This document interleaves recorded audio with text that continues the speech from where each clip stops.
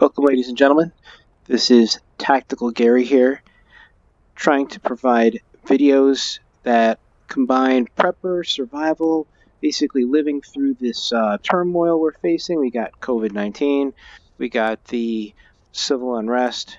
Tomorrow it might be locusts. The next day it might be a killer dust cloud with wasps in it and alien invasions. So anyway, bottom line is we all need to prepare. We all need to get tactical. So today we're going to use technology to achieve that training. We're going to use virtual reality. In fact, I'm suited up. I got the helmet on, using a Vive Pro with many modifications and enhancements. Also got full body suit to provide vibrations in different parts of the body. So if I take a shot to the leg, I will feel it. Let's put this virtual reality helmet on in the game in a game, kind of like Inception, and be a drone that's flying around. I got my hands out in front of me here. And whatever you see, just imagine I'm experiencing that in real 3D in real life.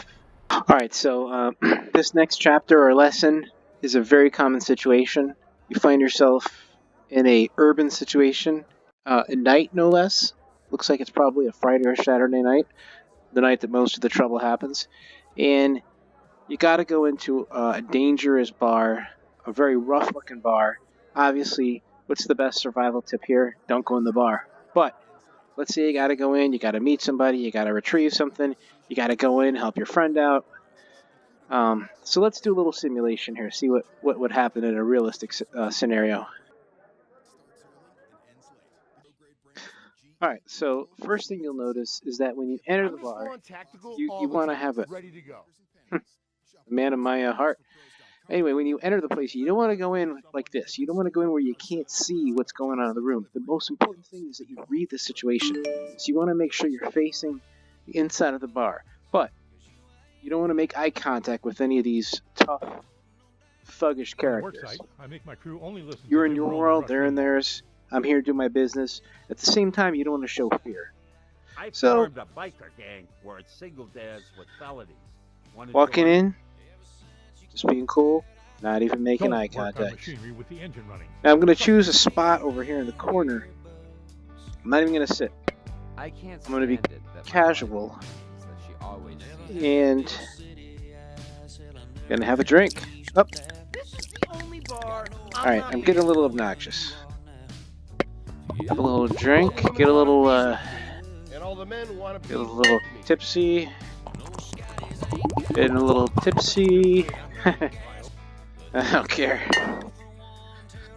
Alright, you always want to make sure you got a weapon nearby if you need it. Anyway, most important thing is that you have a backup plan. In this case, my backup plan is this baseball bat. Alright, now, the next objective is to get out of the bar without basically getting my ass whooped. I don't want to start trouble, but I just want to carefully walk out without bumping into anybody. Oops. I don't usually come into the city to drink. I don't like driving out of the suburbs unless I have to. I apologize. Sorry about that. I tripped. Oh no. See, this is a bad situation. I did not mean to do that, but I tripped. Whacked the guy in the head. Now he's going to come back for retaliation.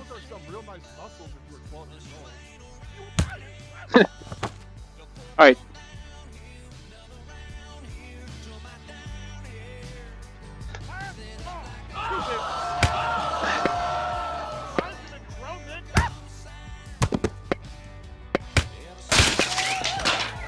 Alright.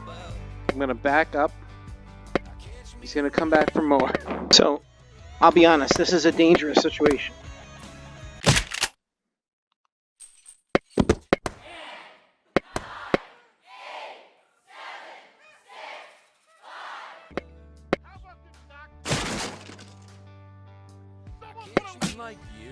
You gotta be good with your hand game. Alright, now we got his friend coming in. Alright, now I'm gonna... Not so hard, gee! Sorry. Alright, look. Slappers only! I said slappers only! Okay. Alright, now we got police coming. That's great. Oh boy. This situation is escalating. Most important thing now is getting out of there. You don't want to get arrested, you don't want to get your ass whooped. So let's just do what we can here. Excuse me. So key thing here is that you don't want to make a big scene. You don't want to bring attention to yourself. I have a degree in ceramics. It pays some of the bills, but my dad pays the rest. So one of the hardest things is, let's say you just want to get a drink, This and sucks. Everyone's just so damn casual. you know you got some belligerent people on both sides of you, but you got to get in there. You got to get your. I've been court ordered to only use Uber. Anyway, you got to get in there. So boring. I let's choreograph better dances in a coma. let's just get in here and get our drink and get out of here. So Don't work on machinery with the engine running. gonna get in here. I'm gonna use my elbows to make a little bit of space. You look at me again like my ex-wife. All right, now I got two fights going on simultaneously. All right, this is where the striking game and the ground game come in play. 3 guys, you're probably gonna want to back up, and you're gonna want some reinforcement.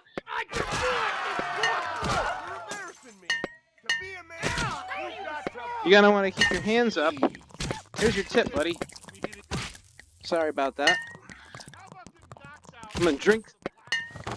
You know, that landing really hurt, just so you know. I mean, I have the full bodysuit on, virtual reality. I feel everything. Yeah, I'm done. The bartender won't serve you down there. Maybe next time you should pick yourself up. Love the support and encouragement.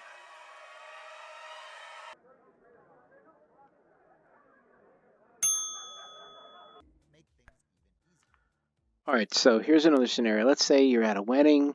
Everybody's just having a good time. You're probably thinking, what's the danger here? Well, a lot of fights happen, and people get drunk. There's all sorts of unpredictable things at weddings. So you always got to think in the back of your mind, what would you use if you needed to use something for defense? Could you have access to firecrackers? Could something like this work? Oops. All right, that was not what I meant to do. But just for the hell of it.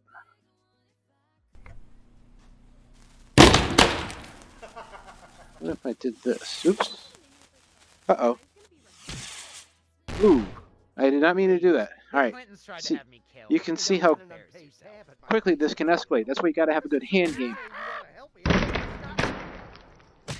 Huh. Give it the old one of these. Oh, that was not good. And I'm dead. That was not a good simulation.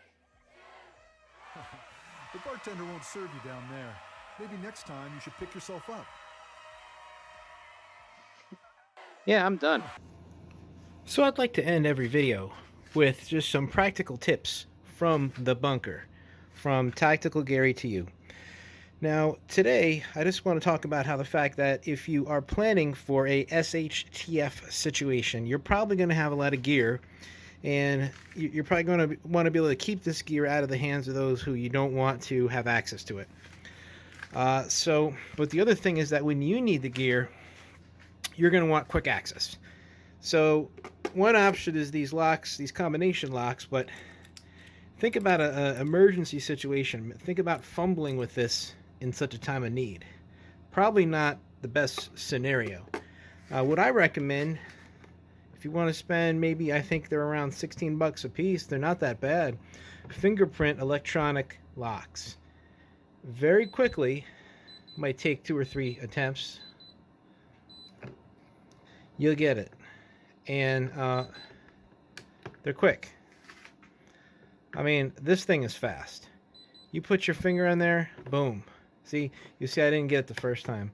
But I'll tell you, this lock, see, it took 2 tries to get it, but even in the dark, I could be looking in the other direction. We could be having an alien invasion, and I could be looking up at the sky, looking at the crafts, and this hand, it takes a few tries, but you know, it is what it is. As you can see, fingers that have not been programmed Nothing. I mean, you could do this all day. You're not going to get anything. You're not going to get a false positive. You're not going to get unauthorized access. So once again, let me just do the quick demonstration here. Yeah, takes 2 tries, but it's pretty fast. Anyway, I hope you found that useful. I'm going to try to put one of these practical tips from the bunker in every one of these videos. Anyway, this is Tactical Gary, and I'm signing out.